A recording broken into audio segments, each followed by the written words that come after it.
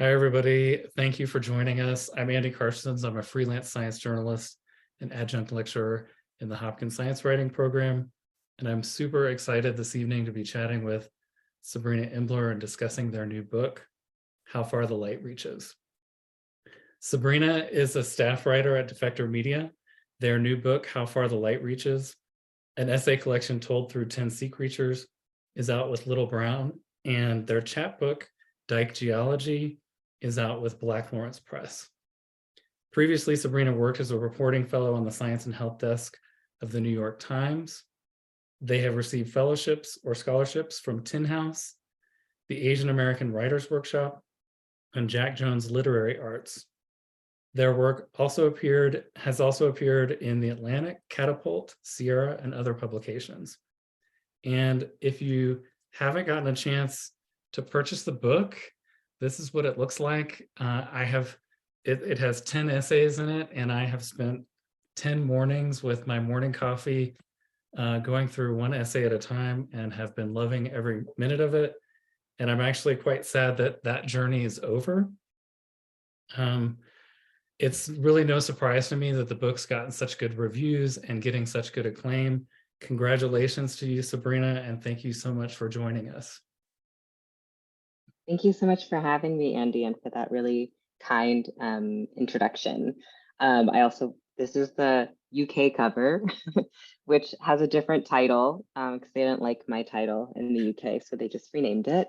But yeah, I guess I just wanted to say that I feel very happy to be here. I'm excited to chat with Andy. And in terms of like later on in the Q&A, I'm really happy to talk about any part of the book process, any part of like building a career in science journalism, talking about, publishing. I also now work for like a worker-owned company, Defector. So yeah, really happy to talk about anything under the sun. And I'm honored to be here. Great, thanks again. And just for those who may not be familiar with the book, I want to read a little excerpt from the publishing company Little Brown. Imbler discovers that some of the most radical models of family, community, and care can be found in the sea, from gelatinous chains that are both individual organisms and colonies of clones to deep sea crabs that have no need for the sun, nourished instead by the chemicals and heat throbbing from the core of the earth, exploring themes of adaptation, survival, sexuality, and care, and weaving the wonders of marine biology with stories of their own family, relationships, and coming of age. How Far the Light Reaches is a shimmering, otherworldly debut that attunes us to new visions of our world and its miracles. Sabrina, I wanted to start just by asking, what do you hope people will take away from this book? What do you want them to learn, experience, or change their minds about? That's a great question. I think when I first started writing this book, I really had the very simple mission of I wanted people to care more about life in the ocean. I interned for Audubon early in my career, and I just always felt like sad that there wasn't an Audubon for like sea creatures, like an Audubon for insects. And I really wanted to, I don't know, just draw people's attention to creatures that we might not encounter every day in our lives, but, encompass so much of like the earth. But I think as I wrote the book and as I edited it, I think I realized that one of my overarching goals is like to encourage people to find connections in nature and to find connections with non-human life in whatever ways that like feel meaningful to them.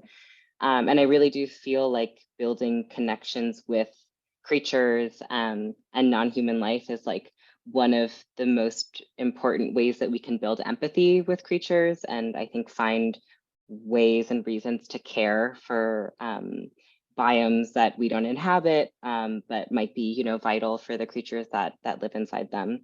So yeah, I really think that my greatest hope is that people can see the metaphors in this book that I draw between myself and creatures and sort of look to their own lives and the creatures that surround them or the creatures that interest them, and to try to make those connections, and find resonance between their lives and the lives of creatures.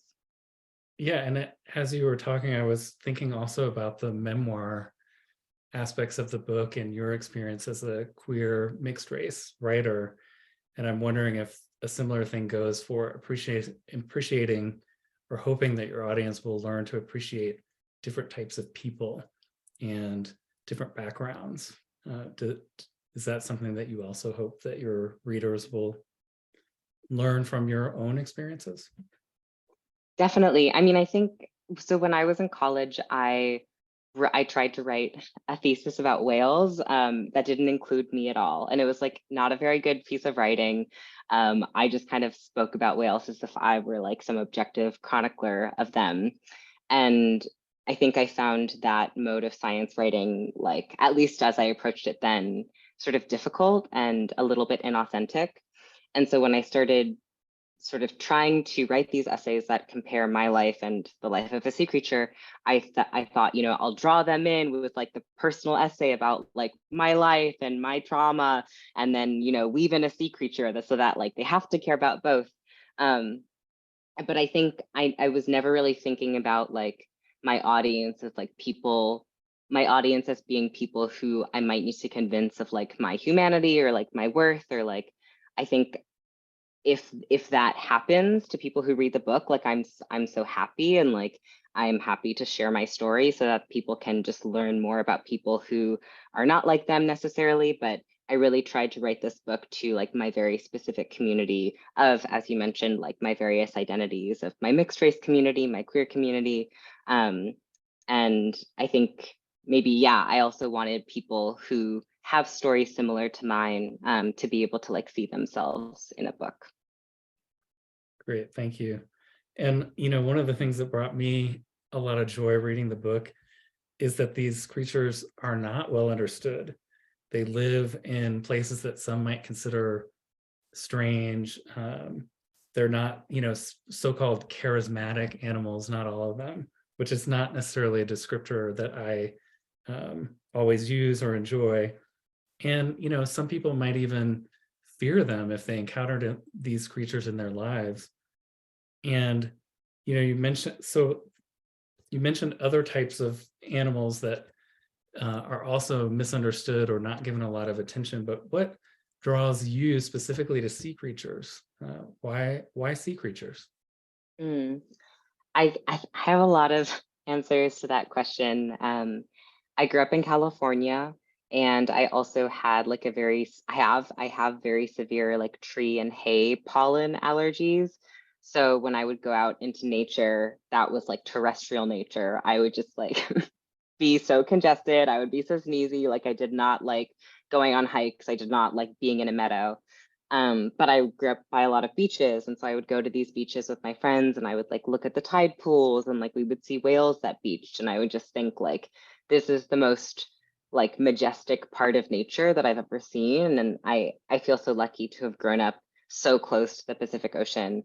And also like within driving distance to the Monterey Bay Aquarium, which I think did a lot of work in terms of like seeding wonder in my life. But I think I have, as you mentioned, like I'm really drawn to non-charismatic creatures, uncharismatic megafauna. So like creatures not like pandas or dolphins, but like a siphonophore, which is like a colonial gelatinous organism, or like a limpet, which is just kind of like a little shelled mollusk.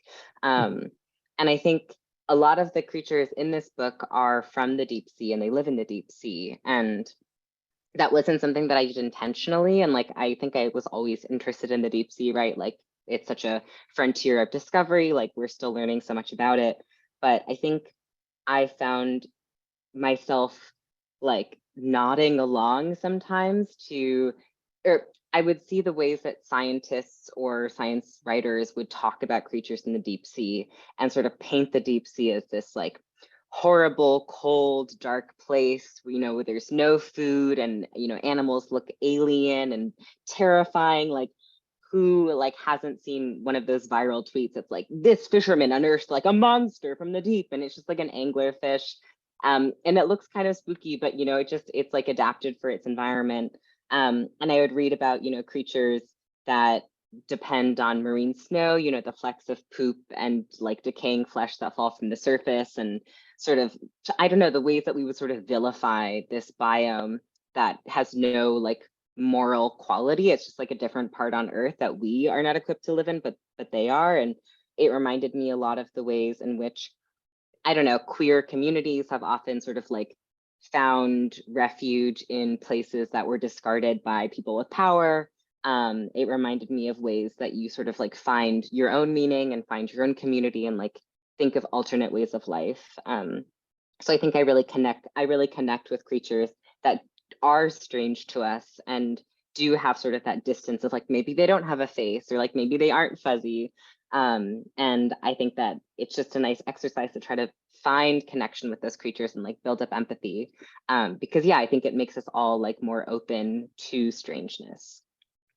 Yeah, just because you can't cuddle with an animal doesn't mean it's not worth protecting or worth learning about. Yeah. So in some of the essays, you specifically refer to previous drafts, what they included before, how you changed them. For example, in Morphing Like Cuttlefish, you write, each time I try to write this piece, I feel differently about my body, my gender, myself. Each time I conclude that I must not be ready to write it. Best to experience the thing and then wait a few years to reflect, the advice generally goes. But if I don't write it now, how will I trace my own evolution, you ask? So I'm curious, how did writing this book cause you to evolve? What have you discovered or learned about yourself? Yeah, I mean, it's a really big question. I started writing this book, I think when I was like 25, and just kind of had this idea. I think I was less interested in the project of the book than I was about the idea of writing a book and being like, like, what if I read a book? Like, that's so cool. And, I have worked in media for quite some time, and it's a really precarious industry to be in. Like, layoffs happen all the time. Publications shutter. Like, I think I was looking for sort of like a life vest that could just like help give me some greater sense of security. Um, Sorry, I can you repeat the question? Yeah, I was just curious how Oh, right, writing what the this book book has led you taught to me. evolve, if you learned anything about yourself. Yeah.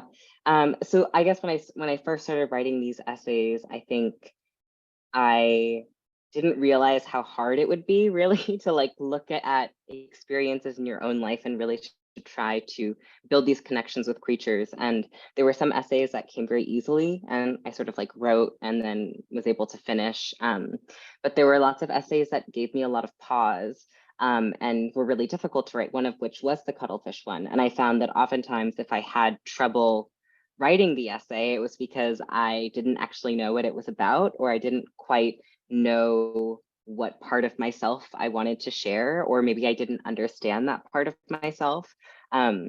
Which isn't to say that you can't write an essay without like truly knowing yourself, because like who among us truly knows ourselves?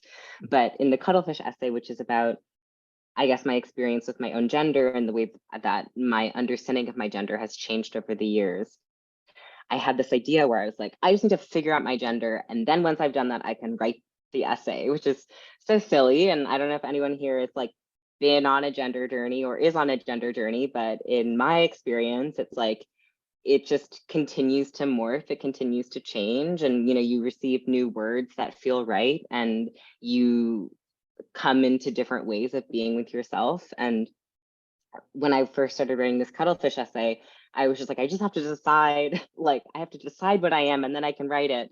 But in the process of writing it, I guess the pandemic happened. I came out as like trans. I realized a lot of different things that I like wanted to change about my body and things that I did love about my body that maybe like I hadn't really appreciated before.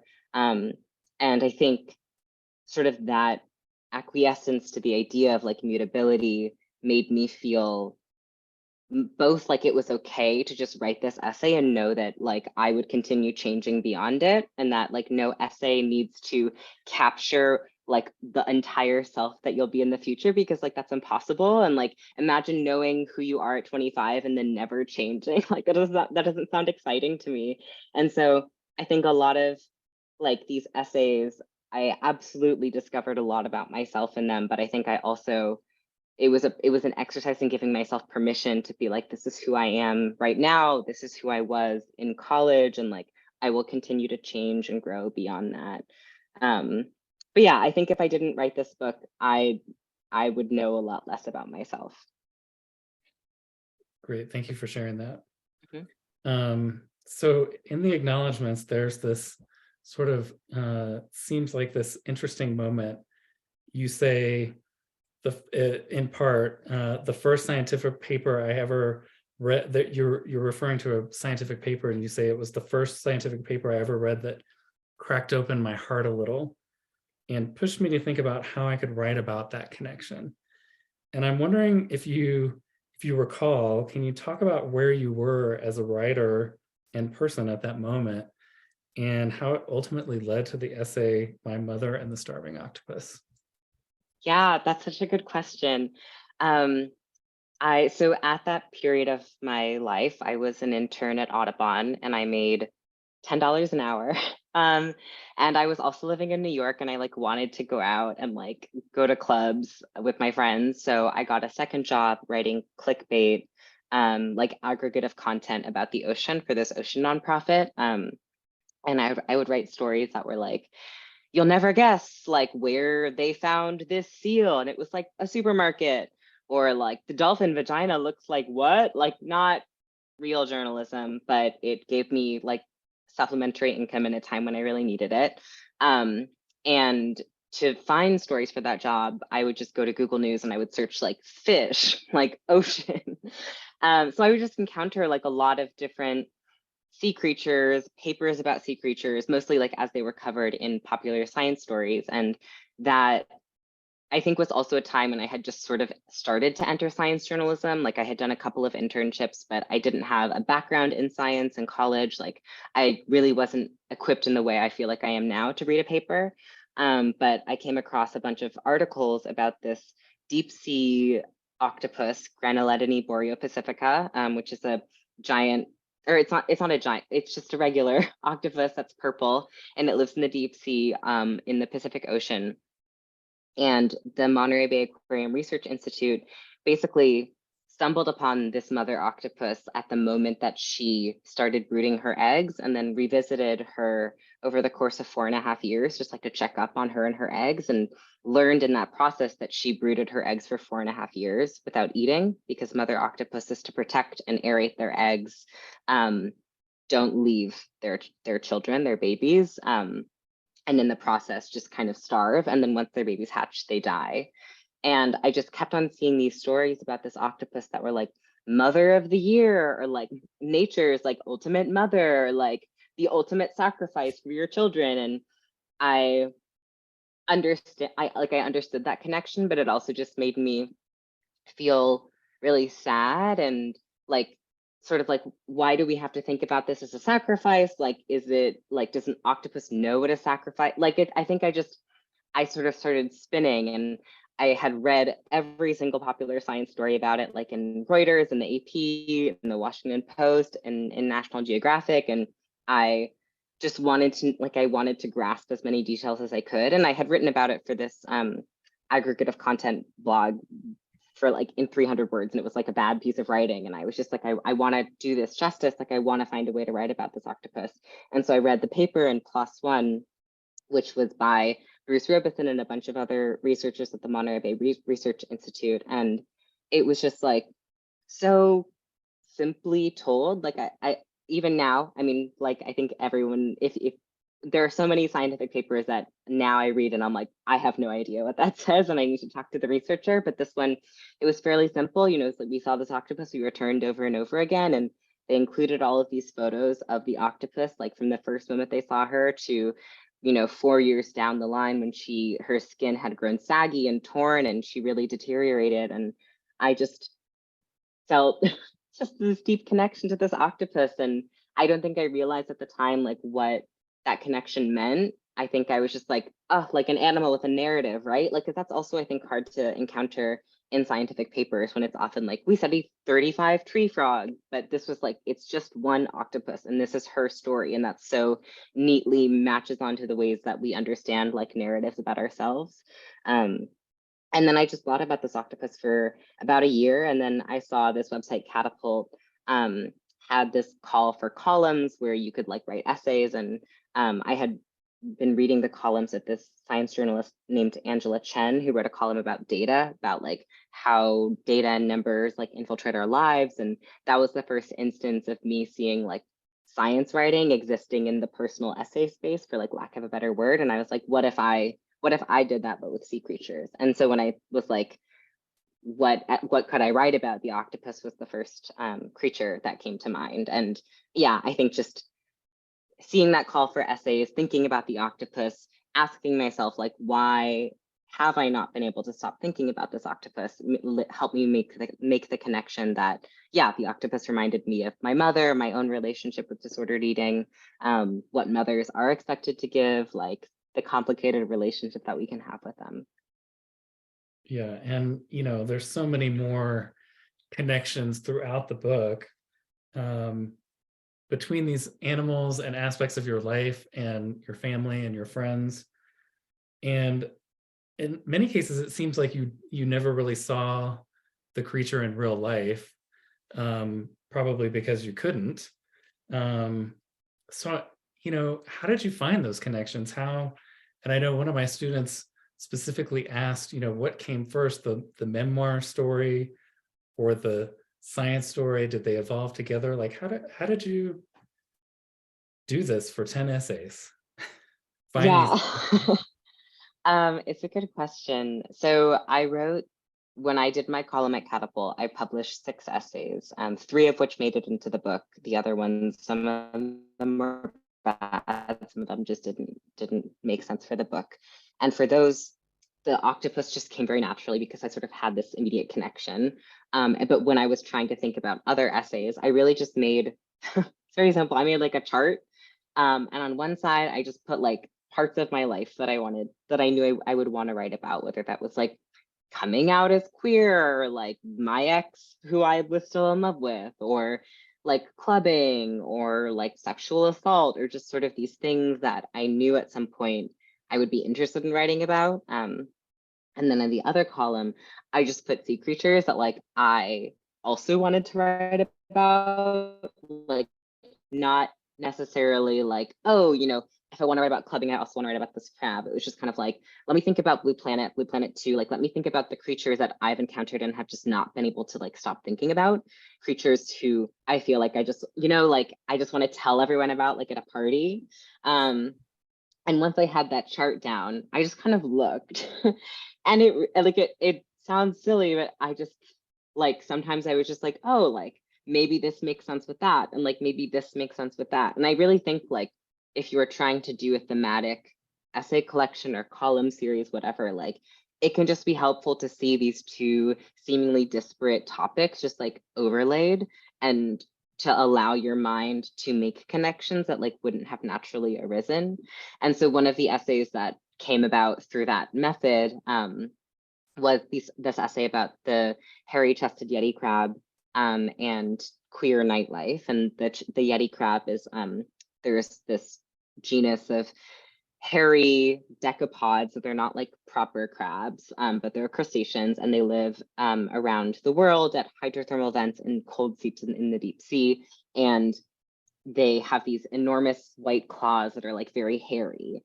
And I had learned about the Yeti crab, I think from Blue Planet, or maybe like a popular science story. And it just looked so, I really was just like, oh, the claws, it like looks like a feather boa. This creature looks queer. And so I was like, let me just see if anything can come from that, from like me finding this crab to be queer. And then I wrote into it, and just like sort of by free writing loosely on like my own experiences with queer nightlife and this crab. And oh, I should also say, like, I think, no, I remember I learned about this crab because I saw a meme of it that was from a nature documentary where this crab was like perched on a rock in the deep sea, and it was like this creature has adapted to like the crushing pressure and like oppressive darkness. And I was like, I relate, like, let me put this crab into an essay. But then I just learned more about these crabs and like sort of the ways that hydrothermal vent communities are structured in the deep sea, where it's like, you know, this rare oasis of warmth and chemicals that you need for life that just is separated by miles and miles of like cold and crushing nothing. And sort of thinking about like, how do these communities form? And like, you know, a hydrothermal vent doesn't last forever. Like what happens to that community once the energy that it needs to survive like is switched off? And that made me think about queer bars and like dyke bars and the precarious nature of queer spaces. And learning more about the Yeti crabs themselves, I came across this species, Kiwa puravita, that literally waves its claws in front of the like gushing chemicals of a hydrothermal vent to farm chemosynthetic bacteria on its claws. And it just, so it meaning like it dances to live just by like swaying its claws. And I was like, this is me at the club. Like I couldn't have predicted it, but it's perfect. So that was like a real winner of my chart system. Some other connections I drew like did not make as much sense. And then I guess once I sort of like had accumulated enough essays that followed that format, and then I tried to write some of them out. Some I was like, okay, this actually is not like deep enough or rich enough for an essay. But I found it was just like a really good exercise just to see like what can pair, what might illuminate something that you didn't think could be illuminated before. And it's true, like a lot of the essays in the book include creatures that I never got a chance to meet. But I'm almost grateful for that because I went on book leave from my job in March 2020. And I was supposed to be on book leave for 4 months. And I had like planned all these trips. I was going to go to the New Bedford Whaling Museum. I was going to go to Hawaii. Like I was going to meet all these creatures. Because, you know, I had read popular science books and it's like, it opens and like there's a person and there's an octopus in a tank. And it's like, I'm meeting Francis, or, you know, like I'm with this biologist like on a ship and we're looking for like, you know, these like bugs that live on the ocean. And I wasn't able to do any of the travel that I had thought about doing because of the pandemic. And then I was like laid off from my job at the end of my book leave. And I was in a very bad emotional state, but I think it really made me get creative about the ways that I could build those connections and also the creatures that I could look to, right? That I would never have had the chance to meet. Like, unless someone takes me in a deep sea submersible, which like, I would love to go, like, I'm not going to see a Yeti crab. And so like how, like what's the closest I can get to that creature? Like how can I write around that experience and like find ways to build that connection in ways that are often more creative than me being like, I'm gonna meet this beluga whale. I wonder, so I'm going to open it up for questions now. Please put your questions in the chat. And in the meantime, I'm going to keep going and I'll address your questions as they come in. But Sabrina, I'm wondering, you know, you really sort of talk about some vulnerable moments and experiences in your life.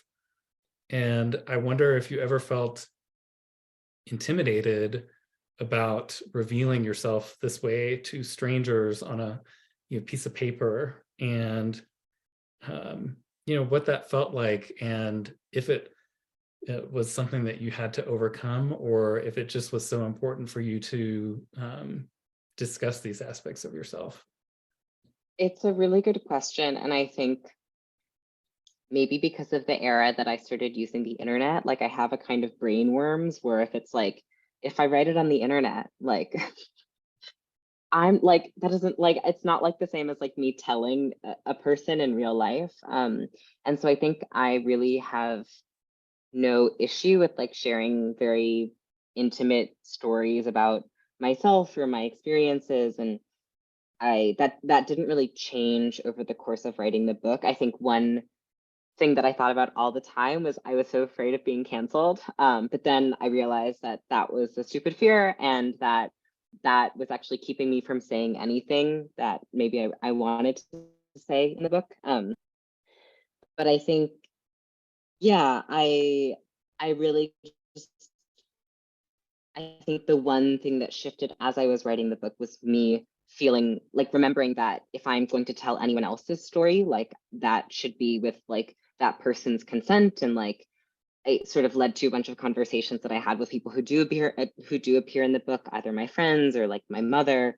And so that really shaped, like, if I'm going to include like a detail about someone's life that is like not my story or not mine to share, like I want to make sure that they're on the same page as me. You know, if like I have a relationship with them. And so I think that almost led me to be like, you know, what if I like, let me, like, I know that I have my own consent to share my story. So like that honestly gives me like less anxiety than the concept of like talking about my parents. But yeah, I mean, I do think that if I were to pitch this book again, like I don't know. Actually, I think I would still be as like vulnerable as I am in the book, because I think that's just how I operate. And I don't really have any fear or anxiety about sharing those things.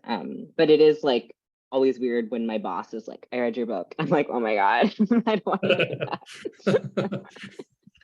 that. Sabrina Zirkle has kind of a related question. If you have any advice for what if she's worried that people won't be interested in sharing her personal experiences in writing? You know, like maybe they're worried that their experiences aren't interesting enough to share or write about with people. Yeah, it's a good question. I mean, I think if you see your personal experiences as being like relevant and like illuminating to whatever you're writing about, then it, yeah, like that is your prerogative, and like you have ultimate control over the piece. And if someone doesn't want that in that piece, like then you can take it elsewhere. And I think like the place that this book really gestated is this place called was a magazine called Catapult, which like really sadly this week was shuttered. So it doesn't exist anymore. Because that's how publishing works. Like there's a wonderful literary magazine that like lasts for a couple of years and then funding is pulled and everyone is laid off.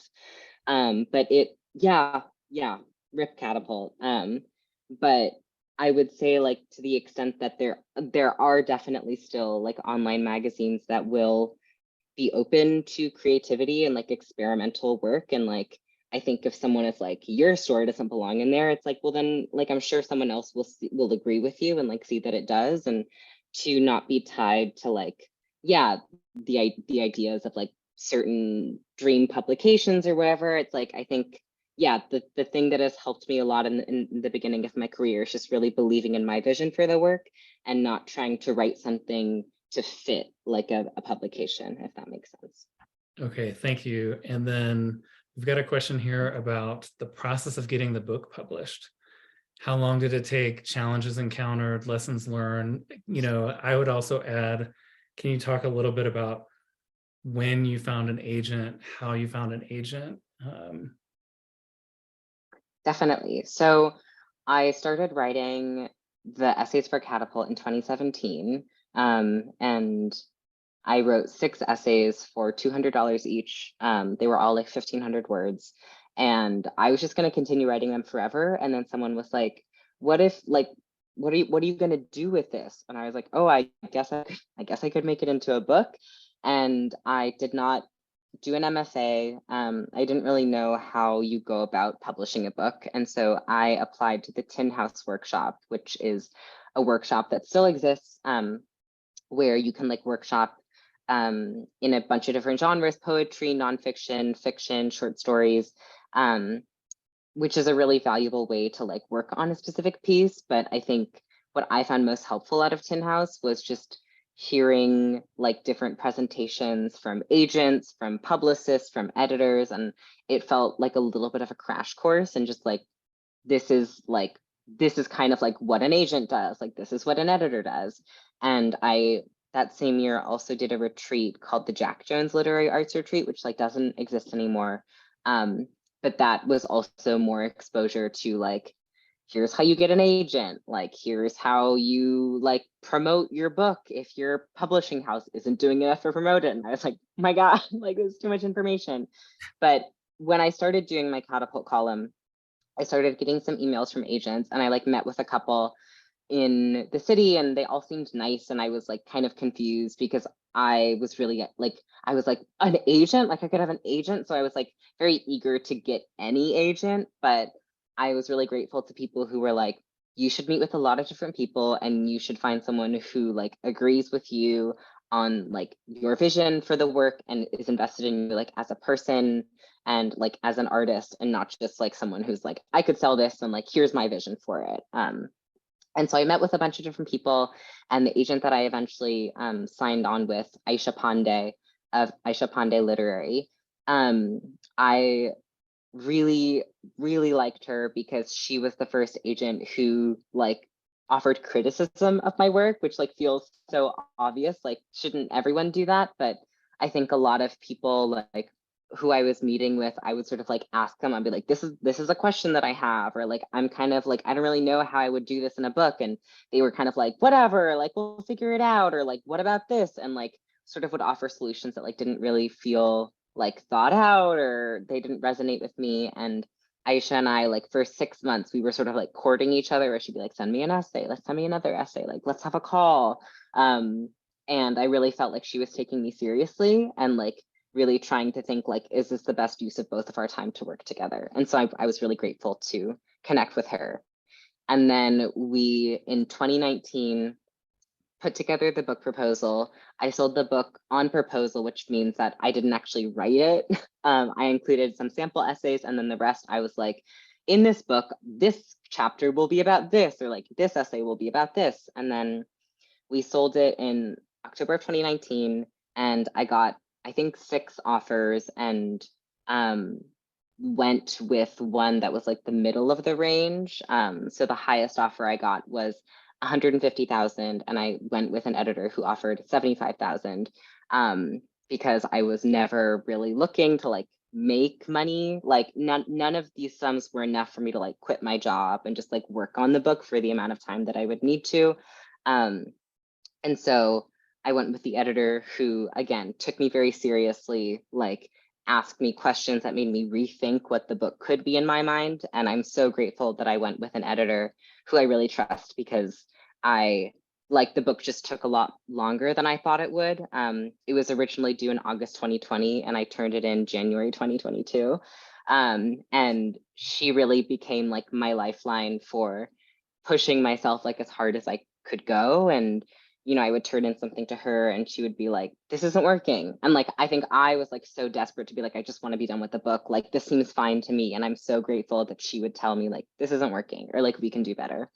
And so that was the writing process. I worked on the book while I had a full-time job, while I was on book leave, while I was unemployed and on unemployment, while I was freelancing, and also while I was doing a fellowship at the New York Times.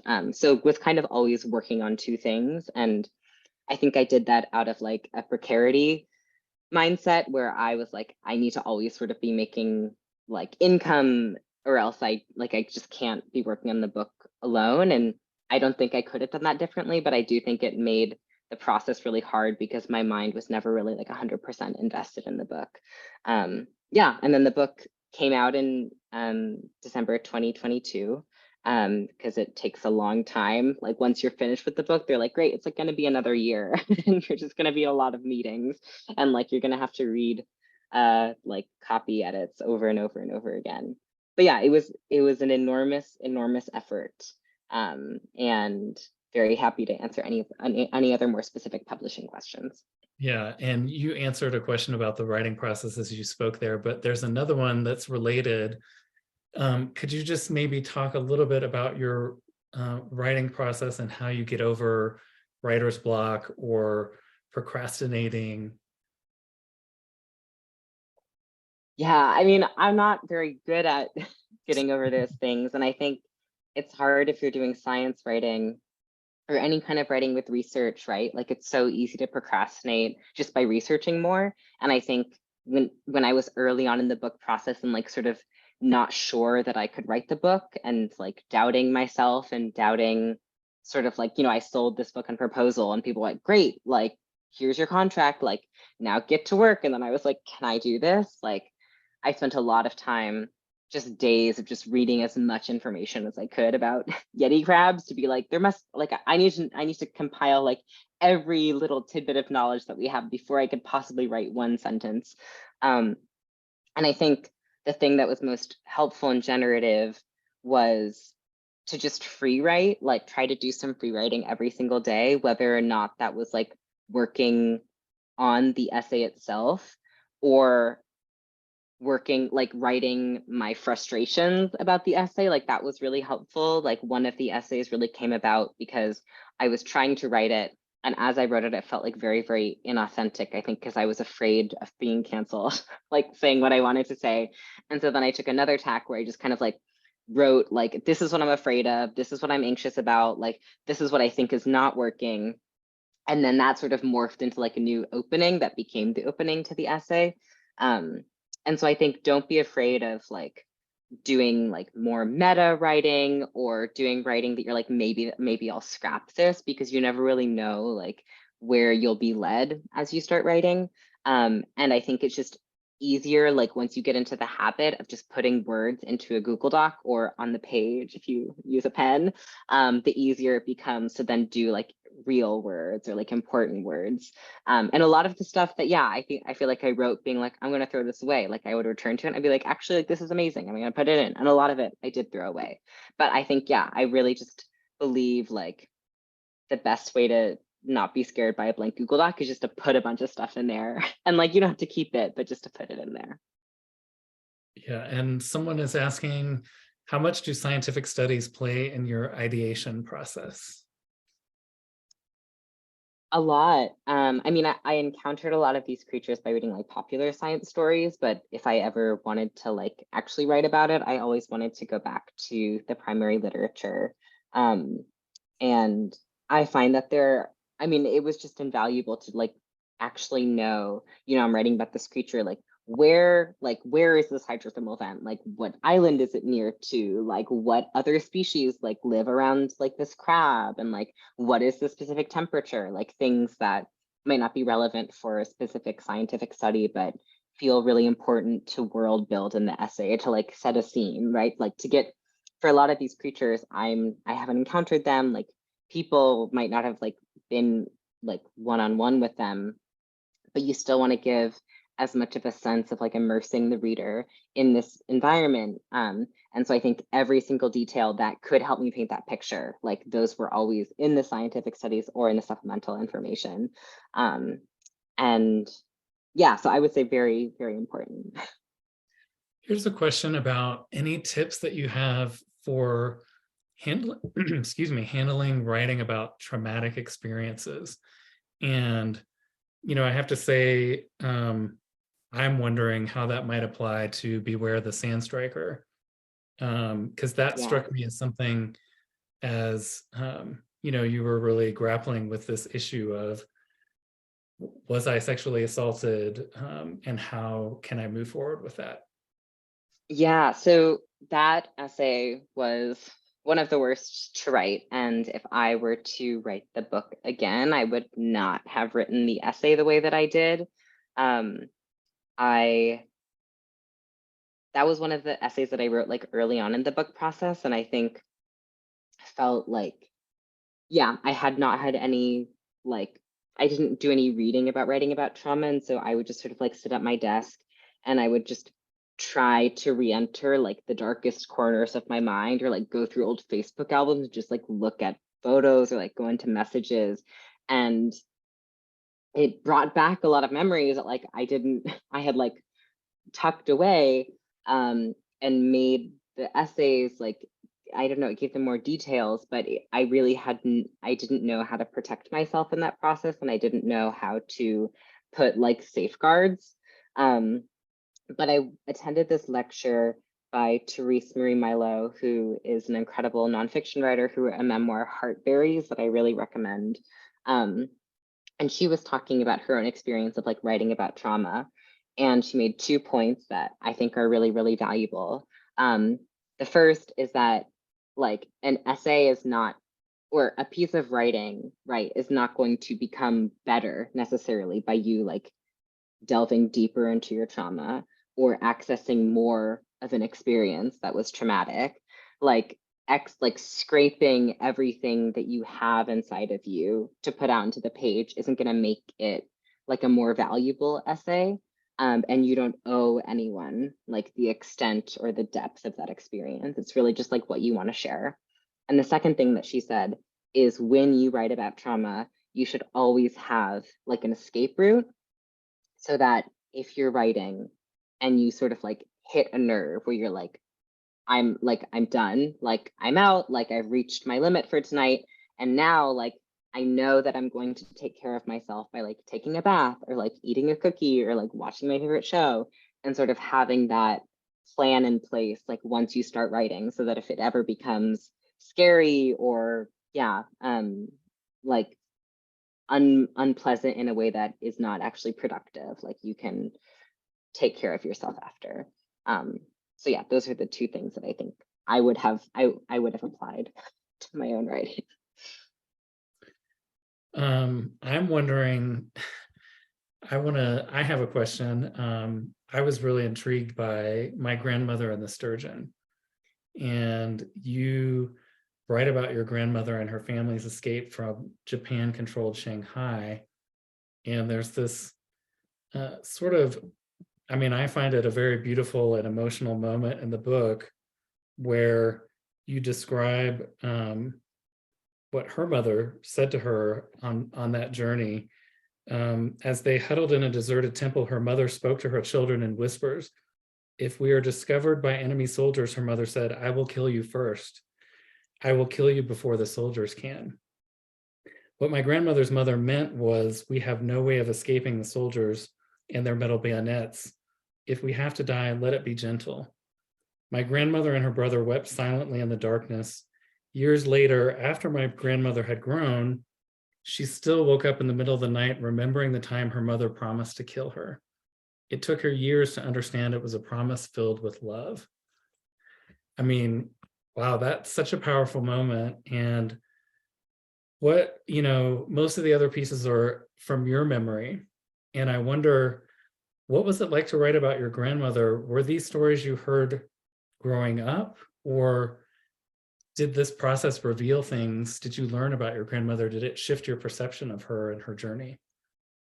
Absolutely. I mean, I think it feels kind of like a universal grandma experience where you grow up and you're like, that's my grandma. Like we eat cookies, or like we go to the park together, and then you sort of ask your grandma, like, what was it like when you were a child? And she was like, I lived through a war. You're like, oh my God, I just didn't realize that. Um, and I guess as I grew up, like I would often try to ask my grandma about herself, and she would be like, like I'm so boring. Like, let's talk about you and the SATs. And I'd be like, that's so boring. Um, and so I guess I, for a long time, just sort of would be kind of like, yeah, she would sort of deflect the question and I would give up. But she actually enrolled in a local like memoir class at her community college, and she wrote like a memoir, and I asked to read it, and she had just written down so many stories of like her life before the war and after the war, and like her own grandmother and her own family. And I was so astounded, and I asked if I could just start interviewing her about her experience. And sort of over the course of several years, like when I was home, we would have tea and I would ask her questions, or I would just call her and we would speak over the phone, and I would record those sessions. And it was, I mean, it was just an unbelievable experience, like to learn about this part of my grandmother that I really had never had access to, and still like will never quite entirely be able to access, and to see her sort of retreat to moments in her childhood that still hold so much like fear and grief for her. And yeah, I don't know, it was really like emotionally unbelievable in every sense, and did, I think, bring us closer, and also, yeah, really made me try to think like, I want to share her story in a way that feels like, yeah, like fair for her and like illuminating. And I don't know, I just am very grateful that she shared her story with me. And will always be in awe of her and grandmas everywhere. Yeah, that does sound amazing. Thank you for sharing it. Your writing is both journalistic and literary. And, these are not necessarily mutually exclusive, but I'm wondering if you can talk about kind of existing in both spaces, what differences you experience, what you like and dislike about each. Does doing both compromise one or the other, or anything you'd like to say about that? Yeah, no, it's a great question, and I think one that I've thought about since I started doing both. I think for a long time I was scared that someone would see that I was doing both, like someone in journalism, and they would be like, you can't, like, you can't be doing that. You can be like writing about yourself and your beliefs, like when you're also doing objective reporting. And I think that's like a funny fear in retrospect, because I was like not notable enough for anyone to like call me out in that way. And I think I really did see them as very separate for a long time, of like, I do my reporting at work, and then I do my like personal writing, which like infuses like science and the natural world, but is very separate from that. But I think the longer I've worked in journalism and the longer I have done sort of more like literary writing, the more I really see the boundary like as porous. And I think I'm really grateful to be where I am now, at this company called Defector Media, which is a worker-owned company, and like the best place that I've ever worked, because it really allows me to just be like a full person and to have like my beliefs and my politics, which like don't like affect, like that's not going to change how I cover like the discovery of like a frog in Tanzania, or like the concept of de-extinction, but like allows me to bring that part of myself to write about something that I care about, whether that's like, I don't know if anyone saw, but there was a pigeon that was released, like, also my cat's gonna jump on the desk. There was like a pigeon that was dyed pink and released in New York like a couple of weeks ago, that was just dyed pink, and like the Wild Bird Fund, which took care of it until it died, believes that it was due to a gender reveal. And I was like, I'm not gonna like write about this being like, like here's this pigeon, and like it's like I'm gonna share my beliefs about gender reveals, and I'm gonna talk about, yeah, like who I am in this piece. And so I think there is also a part of me where like if I'm in a space with just journalists, or if I'm in a space with just like literary writers, I do often feel like I'm just not fully embedded in either. But I don't know, I feel very grateful to have had the opportunities that I've had to sort of bring them together in the ways that I have. And I think, yeah, it's made me push the boundaries of both parts of my work. And I think really made me like question, yeah, like who do I write for, and why do I write? And to anyone who is trying to do sort of both of those worlds, like it's totally possible. And still like no one has been like, you can't, you can't do that. And if they did, I would be like, I don't care. Like I'm doing it, so yeah. So someone's asking, going through this whole process of writing a book and publishing a book, what do you think is the most important lesson you learned?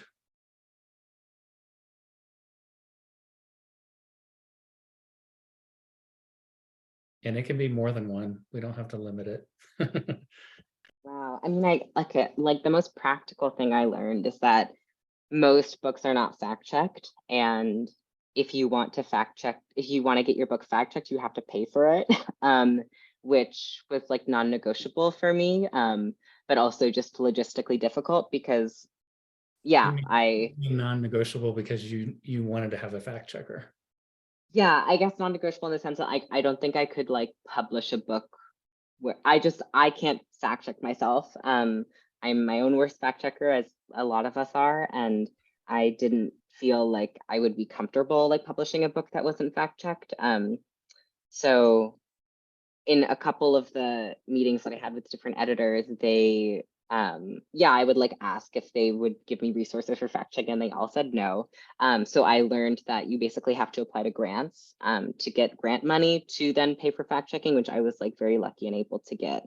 But yeah, I think it has made me like, whenever I read a book now that has facts, like a nonfiction book, I'm always like curious if this was fact checked. Like I'm gonna check the acknowledgments. Like, are they thanking a fact checker? Like it's gonna, yeah, make me consider like how, like what I take from this book, and what I feel like I can like really believe. Um, and then I guess like a larger, I don't know. I mean, I learned so much about myself. I learned so much about why I write, because I think, yeah, I really did enter into this project seeing like a book as a route to career stability, like for better or for worse. And I, in the writing of the book, have realized like you really can't, I really can't write anything if it doesn't feel true and if it doesn't feel sincere. And a lot of the time I felt like anxious about my work because it wasn't making some big argument or like engaging with like a very big idea, because I don't think I'm that kind of writer. And I think it really allowed me to embrace my writing for what it is, like for like however like, yeah, for what it is, however I might judge it against like other people's writing, and to lean into just being very, very earnest, and to know that that's okay. And like people will connect with that. Um, and it's okay to be earnest on the page. And like if you are an earnest person, like there's no need to pretend that you're not. Well, we're winding down, and there was one question from earlier that I wanted to end on because I thought it was a great question. What book are you dreaming of now? What's your next project, or do you have one? Yeah, people have asked that, and I think the thought of writing another book like fills me with dread. um, but I don't know. I think I always imagined I would write like another nonfiction book, but I don't think I would repeat this format because I have told so much of my life, and I don't really feel like there's anything else I like want to share presently. Um, I have been toying with the idea of like writing a fan fiction for a while. That is a historical fan fiction between like a real life lesbian from like 1800s Britain, and her like high school girlfriend who she had in boarding school. I was like, that's fun. Like, why can't, like, what if I did like historical fan fiction? Um, and I also am really interested in, I think I just want to like learn more. I'm in my bug era. I'm learning a lot about bugs. So I don't know what genre that would take, but I I think after writing this book of creatures that I really just don't encounter normally, now I'm like, let me embrace the ones that I see every day and like let me try to learn as much about them. So not a book, but I think my like current project is bugs. By bugs, I mean like insects, yeah, Right. crustaceans, arthropods. No. Well, thank you so much again. Congratulations. Good luck on all your future endeavors. It's been such a pleasure speaking with you. You can see in the chat that everybody has really enjoyed this. Uh, Thanks again for sharing your time and your experience. And congratulations and good luck again. Thank you so much for having me, Andy. This was such a pleasure. And thank you everyone for watching. It was, yeah, it was such a pleasure to be here.